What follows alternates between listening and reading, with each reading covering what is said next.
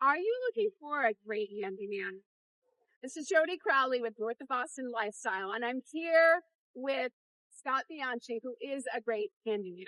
And I have known him for years. Yep. And he is really good at what he does. And he has agreed to take a little bit of time to talk to us today. So Scott, thank you. Thank you so much, Jody. It's a pleasure. Absolutely. So let's talk a little bit about the kinds of jobs that you enjoy doing and where your focus is as far as communities, roughly area that you like to work in. I'm a handyman based out of Wakefield, Massachusetts. I prefer to be within a 15 to 20 mile radius around Wakefield.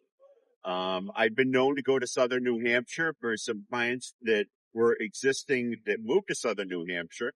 So, I make the commute. But as far as jobs are concerned, I enjoy the smaller jobs. Good luck getting a contractor out to switch batteries in your smoke alarms, removing air conditioners, replacing a GFCI outlet, a toilet, things like that. Because I am a single person, I don't have any employees, and I like to work by myself. I always tell people a good handyman is worth the wait. It takes a little time to get on your schedule. It Tell does. us a little bit. If I could give you any advice, I would say don't hire the guy that can be there tomorrow because he's not busy. And you want somebody that's busy. I'm a referral-based organization, and I get all of my business through clients and friends of clients, and I've built my business that way. I don't advertise.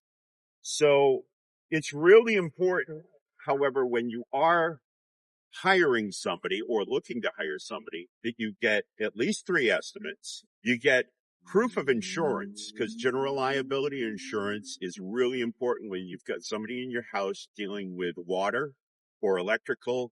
Second of all, make sure they're an LLC.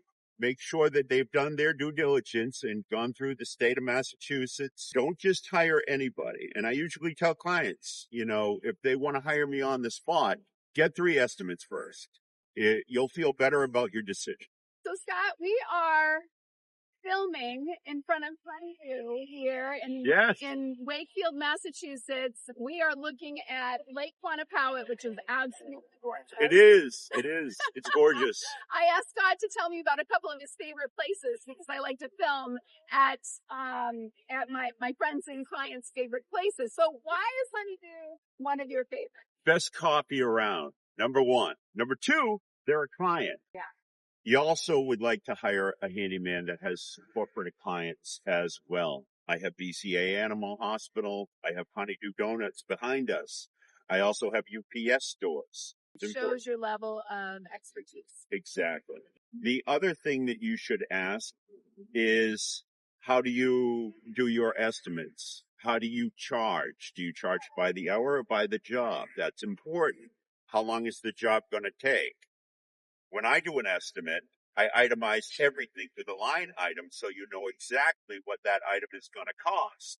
Scott, what about the benefits of hiring a handyman versus someone that's specific to one thing? The benefits of hiring a qualified handyman is if they are licensed, they could provide electrical and plumbing assistance.